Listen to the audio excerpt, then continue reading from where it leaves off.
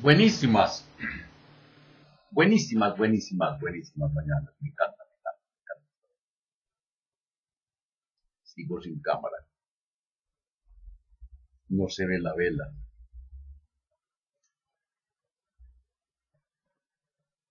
Por favor, la cámara, la cámara. Necesito una ayuda. Necesito una ayuda. 5,000 pesos, $1. Necesito. Muchas gracias. Mi Cristo interior, salud bendice a tu Cristo interior. Miren para dónde señalo. Con la cámara está allá arriba, arriba, arriba.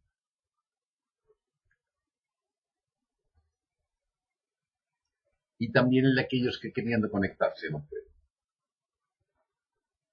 Hoy es martes, no te cases ni te embarques, 7 de abril de 2015. El programa es el número 974. Gracias por sus correos, gracias por lo que en ellos escriben, gracias por sus manifestaciones y buenos deseos de bienestar y salud. Gracias, gracias. Que el espíritu de sabiduría descienda sobre nosotros todos y nos ilumine. A mí para decir lo que debo decir, a ustedes para comprender. No se ve la cámara, pero ahí está. Ver la cámara, la velita. Estamos hablando de la muerte. El programa de ayer es para erizar los vellos. Veamos qué nos dice el segundo capítulo de la muerte. El destino del ser humano no es el de gozar ni el de sufrir. No, señorita, no vinimos ni a gozar ni a sufrir, especialmente no vinimos a sufrir, sino el de adquirir experiencia, lo que da la base para la teoría renacentista, que es el conocimiento que el esoterista ha logrado al ir investigando profundamente después de desarrollar la facultad clarividente, que forma parte de las cualidades inherentes en que todos tenemos. Al investigar con la facultad clarividente, se observa en planos suprafísicos a aquellos seres que están prestos a renacer o reencarnar, y también qué es lo que pasa con aquellos seres llamados muertos, después del momento del fallecimiento. Muchas personas dicen la muerte es un misterio tan insondable que nadie ha regresado para contarnos. Sí, sí han regresado, y son demasiados, han regresado a través de encarnaciones sucesivas, y ahora recuerdan sus vidas anteriores y también lo que pasa en los planos suprafísicos. Tienen además la capacidad de desligarse de su cuerpo en el momento del sueño profundo y pasar conscientemente a aquellos planos invisibles. Observar a sus habitantes, los llamados muertos, hablar con ellos y conocer el misterio del mundo. La teoría renacentista explica que en el principio la divinidad, Dios creador, Dios Padre, Madre, creador, emana de sí en su propio campo áurico o campo de energía llamado sistema solar. Hay una inmensa cantidad de chispas divinas o espíritus, los cuales, como chispas de la llama, tienen en sí la posibilidad de convertirse en llama. Ese es el proceso maravilloso de evolución, que la chispa divina evolucione a través de millones de años dentro de la forma para desarrollar todas las cualidades cósmicas que tiene en sí misma. Si no tuviéramos esas posibilidades, ¿de dónde surgiría la maestría, la sabiduría y la genialidad de los hombres de todas las razas? Justamente es porque tenemos la esencia misma de la divinidad que puede ser despertada mediante procesos adecuados. Gracias a la evolución, progresivamente iremos de lo bueno a lo mejor, de lo mejor a lo óptimo y de lo óptimo a lo superior, siempre en perfeccionamiento progresivo, perfeccionamiento que no podemos hacer en una sola vida de 20, 60 o 90 años, sino es que si es que estamos encarnados todo ese tiempo. Leonardo da Vinci, que mostró la maestría en mecánica, física, anatomía, fisiología, pintura y escultura, que era un inventor. Le preguntaron, maestro, para saber con tal perfección una sola de esas ciencias Se necesita toda una vida. Usted sabe casi todas las ciencias. ¿Cómo ha hecho? A lo que respondió. Es muy sencillo. Recuerdo mis últimas 40 vidas. Y en los años 1500, créanme que no se sabía mucho de las otras vidas. Encarnamos aproximadamente cada 1000 años y por lo general alternadamente. Encarnamos cada 1000 años, terrenos. Alternadamente, una como varón, una como hembra. Porque nuestro espíritu es andrógino, andros, hombre. Es decir, que tiene en sí mismo la esencia divina de lo masculino y de lo femenino, con la posibilidad de manifestarse como hombre o como mujer según las necesidades evolutivas que esté necesitando en un momento específico de su experiencia cósmica. Nacemos hombre, mujer. Hombre, mujer. Eso no presenta duda. Cuando la persona exhala su último suspiro, es decir, cuando se detiene definitivamente el corazón y ocurre el fallecimiento físico, el espíritu se retira del cuerpo denso por el nervio neumogástrico hasta el cerebro y luego por la coronilla, llevando consigo algunos átomos que tienen información de la constitución de los cuerpos físico, vital, emocional y mental. Después el cuerpo vital empieza a salirse poco a poco del cuerpo físico hasta que queda flotando aproximadamente a 1 metro de altura sobre el cadáver, en la misma posición en la cual está este, siendo penetrado por los cuerpos emocional y mental y su morador, el espíritu. Luego, el espíritu queda en un estado de trance profundo que va desde unas horas hasta 3 días y medio. Hasta 3 días y medio, según el tiempo que esa persona hubiera podido permanecer despierta, pero no más de 3 y medio días, es decir, 72, 80 horas.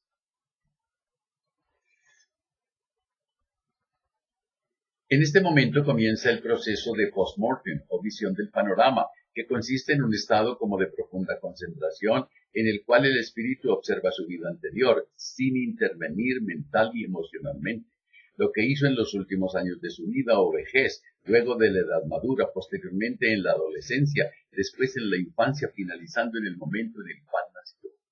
Es decir, hacemos una retrospección, un regreso visual hasta el momento del parto.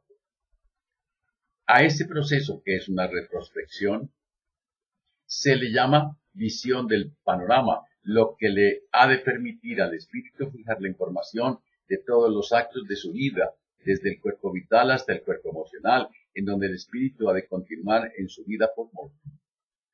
Ese recordar es como hacer un balance de la vida, porque lo va a necesitar.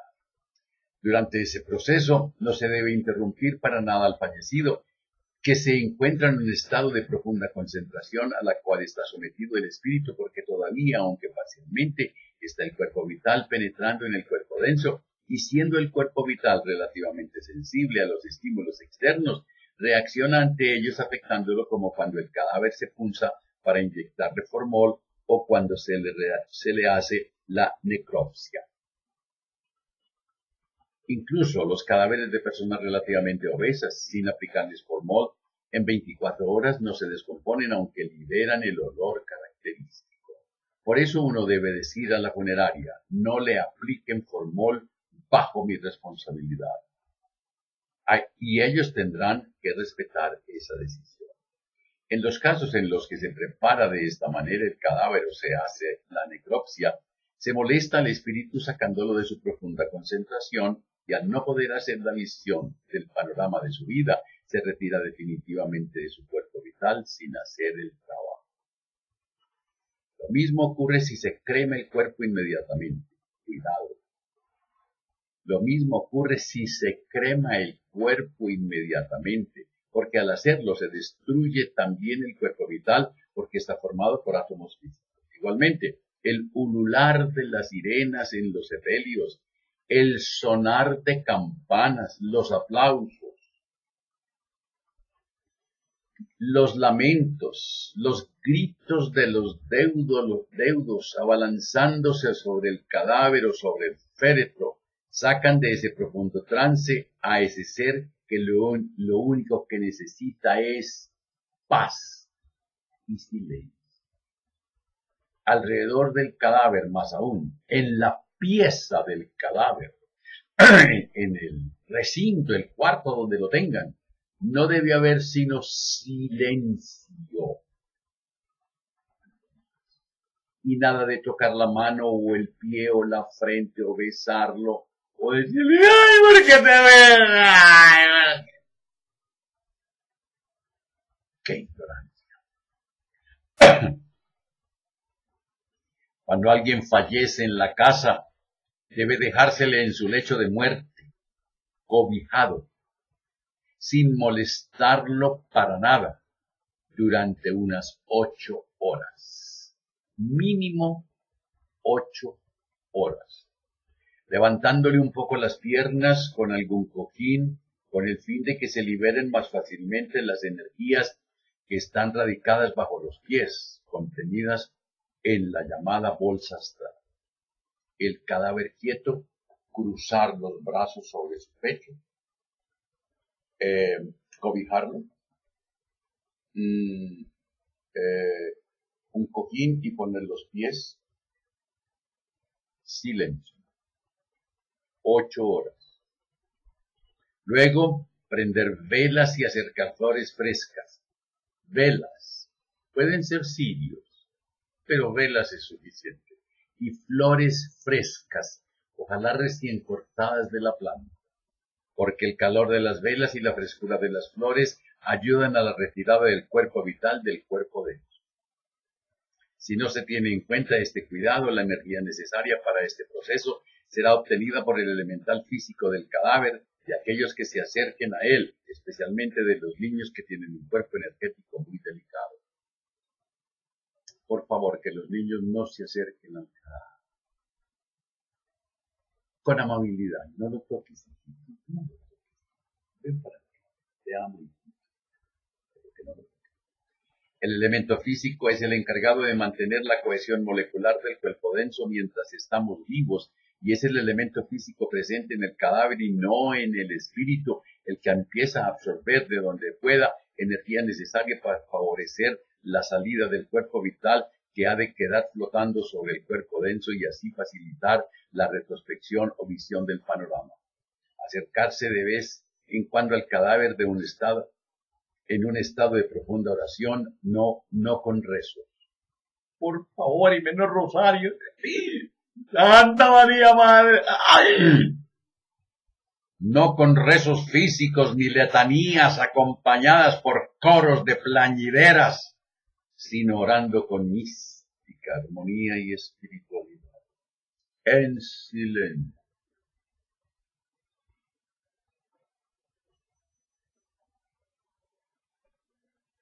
Con el lenguaje del pensamiento, agradeciendo a la divinidad porque ese proceso maravilloso llamado desincorporación se ha producido o se está produciendo y porque ese ser se está liberando de las ataduras de la materia para sumergirse en los registros del espíritu, para asimilar las experiencias que ha obtenido en esta encarnación. Además, imaginar una luz radiante que rodea a ese ser querido, visualizar una luz radiante, deseándole paz, que es lo único que debemos irradiar en ese momento, y si queremos poner algo de música clásica muy suave y con muy poco volumen, maravilloso. Después de unas 6 u 8 horas, cuando ya el cuerpo se ha enfriado, se debe depositar en el féretro, se lleva a la funeraria, si así se prefiere, durante unas 16 horas más 8, 16 y 8, 47, 30, bueno, un montón. Continuando con la velación hasta completar 24 horas.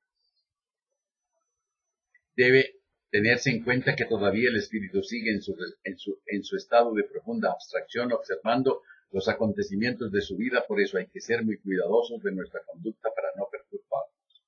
Si el cadáver va a ser sepultado, está bien proceder a hacerlo o si se desea proceder según la tradición esotérica, se deberá depositar el cadáver durante 48 horas en una nevera, eso harán con el mío, para permitirle al espíritu continuar su trabajo interno, proceso que también ocurre si se ha sepultado, pero luego someterlo a cremación al tercer día. La cremación debe hacerse al tercer día, 72 horas mínimo. Este proceso tiene varias finalidades, que el espíritu no quede rondando apegado a la materia densa que dejó atrás como ocurre en el enterramiento, que los cementerios son focos de infección astral y vital para las personas y ciudades. Por eso los niños menores de 7 años no deben llevarse jamás a un cementerio y las personas que allí van o han estado en contacto con cadáveres no deben llegar a abrazar a sus hijos, no abrazar. Cuando así ocurre, los niños se van tornando pálidos, enfermos, van adelgazando y muchos, si son de pocos días de nacidos, llegan a morir porque el elemental físico de los cadáveres que se encuentran en los cementerios de las funerarias y en las funerarias se les pegan a los adultos. Como el adulto es sano y fuerte, no le alcanzan a extraer mucha energía, aunque suelen sentir frío y agotamiento, pero en algunos casos el elemental físico se va con ellos para luego pasar a los niños muy pequeños, pudiendo estos fallecer. Jamás se deben llevar niños a casas de velación. ¡Jamás! Niños a velaciones, ¡no! Así sea el papá, la mamá, la abuelita. ¡Ay, pero cómo no voy a ir! O a cementerios. Nunca a casas de velación o a cementerios. Y si regresamos de un sitio de esos a nuestra casa, debiéramos darnos una ducha calientita y cambiarnos de ropa para que sea lavada y para extenderla al sol, y así luego podremos cargar a nuestros hijos sin ningún peligro. Otra razón para la cremación es que no tengamos que estar yendo a un cementerio, ya que no tendremos parientes sepultados. No vayan a cementerios. Allá no hay nada. Podredumbre, malos olores. Ir a un cementerio, ¿a qué? Allí solo hay basura. Nuestros seres queridos no se encuentran en ellos. Jamás.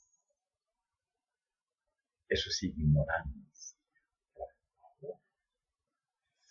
Ellos, después de algunos días de haber fallecido, de un momento a otro despiertan en el plano astral inferior del mundo del deseo y generalmente tienen que seguir haciendo lo mismo que hacían en la vida durante un tiempo corto o largo según la persona, ir a la casa o a la oficina como dormidos, como autómatas.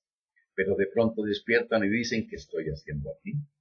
Y se dan cuenta de que ya no tienen cuerpo denso, pero sienten que no han muerto, sino que están más vivos que nunca porque no están limitados por el espacio ni por el tiempo, porque a donde ellos quieren ir instantáneamente llegan. Nosotros sí estamos limitados por el cuerpo. Por eso los egipcios dejaron una obra llamada El Libro de los Muertos, léanla, El Libro de los Muertos, para hacer referencia a que estamos muertos en la fosa de la carne. Así como nos sucede que cuando estamos en un sitio de oscuridad salimos a la luz y nos deslumbramos, o estando en un sitio de mucha luz y entramos a un sitio oscuro, tampoco vemos nada durante unos momentos. Análogamente sucede con la persona que ha fallecido. Durante un tiempo no logra ponerse a tono con ese plano hasta que después de un tiempo ya logra despertar en él.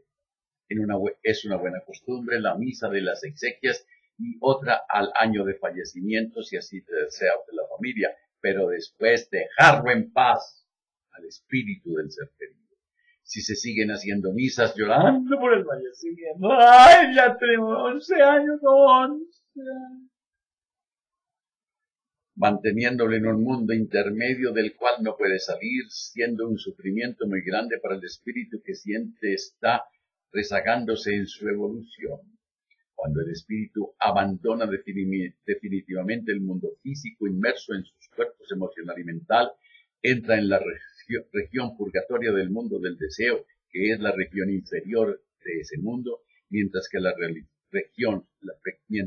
región superior se llama primer cielo. Cuando se pasa a la región purgatoria del mundo del deseo, usualmente se debe estar allí una tercera parte del tiempo vivido físicamente, comparándolo con tiempo terrestre. Suponiendo que una persona vivió aquí 90 años, en el mundo del deseo debe estar alrededor de 30 años sintiendo el dolor moral que le causó a otro. El purgatorio sirve al espíritu para cancelar todas las deudas negativas que contrajo. Por ejemplo, si injurió o hizo sufrir a alguien mientras estuvo encarnado, en el plano del purgatorio ha de sentir el mismo sufrimiento moral que la otra persona sufrió, aunque esta experiencia dure en tiempo un tercio del sufrido por la otra persona. El fin de esta situación es que nuestro espíritu aprenda que no debe nunca más volver a transgredir la ley divina de la armonía universal, de no tratar mal a nadie, ni asesinar, ni robar, lo que le llevará a futuras encarnaciones a tener como acto de conciencia la tendencia al buen obrar. Es por eso normalmente la mayoría de personas no se atreven a asesinar, ni robar, ni mentir, ni hacer muchas cosas negativas, porque ya en el pasado ha verificado esos actos perversos que le ocasionan inmenso dolor, primero en su vida post-mortem de la región purgatorio del mundo del deseo, y posteriormente en otras encarnaciones por obra de la ley de causa y efecto, debiendo sufrir en carne propia lo mismo que él hizo a otros en otras encarnaciones. Todos aquellos que aún continúan en el sendero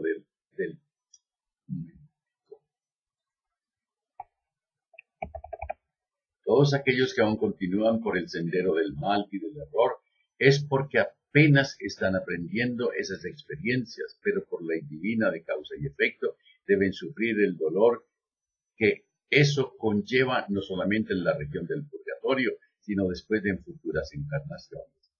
Debemos recordar siempre la sentencia bíblica: no hagas a otro lo que no quieras que hagan contigo.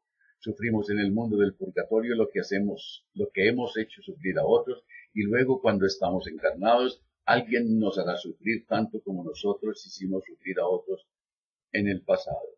Así aprendemos la lección, no solamente en el campo moral, sino también en el físico, creciendo en conciencia y evitando volver a incurrir en esos errores. En la región purgatoria también tenemos que purgar nuestros deseos errados y negativos, porque cuando fallecemos no cambiamos para nada, ni emocional, ni mental, ni sensorial, ni de conciencia. Nos llevamos exactamente las emociones, los pensamientos, las imágenes que mantenemos acá. Lo único que no tenemos es el cuerpo denso que permite satisfacer algunas experiencias a través de los procesos fisiológicos naturales, o que atempera relativamente las experiencias dolorosas, porque con solo entregarse al sueño se mitigan o hasta se inhiben. Al estar en ese plano, seguimos con los mismos deseos. El borrachín quiere beber, pero no tiene estómago ni cuerpo que le permita sentir la embriaguez. Puede buscar en las tabernas el licor que quiera, pero no puede absorberlo. Sufrirá hasta que llegue como un acto de conciencia cuando pensará: es inútil, ya no puedo satisfacer más la bebida, realmente esto yo no lo necesito, esto no es parte de mi evolución.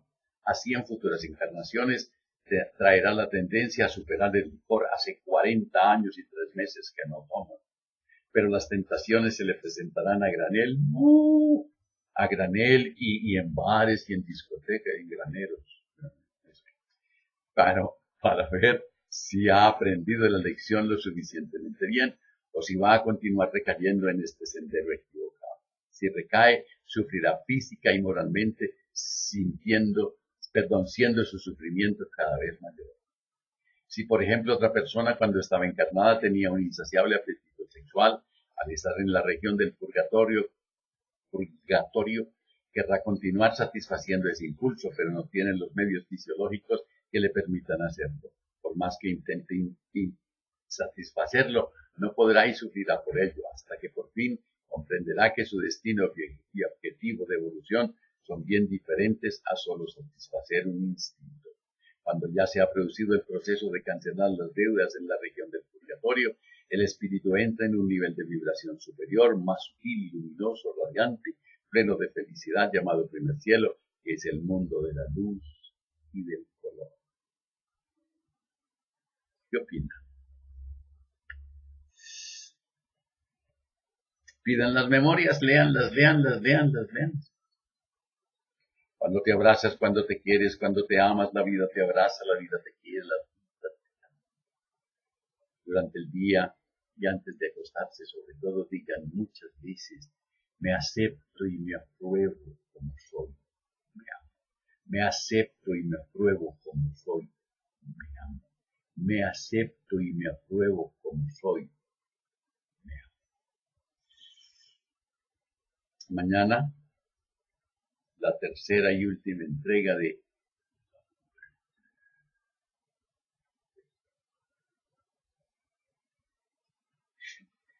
que la prosperidad, la armonía, la salud, la sabiduría y el amor sean con ustedes y sus familias, conmigo y mi familia. Si hoy tienen un momento de rabia, de frustración, de fracaso, invoquen al espíritu de sabiduría, invítenlo a que descienda sobre ustedes, cuéntenle con amplitud. Y si algo encuentras contra otro, tu esposa, tu hijo, tu jefe, perdónalo, ámalo, agradece. Y si es contigo, perdónate, ama, agradece y duerme.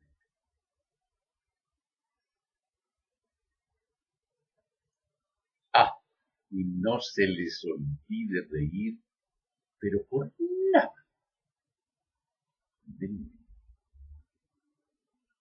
Hasta mañana.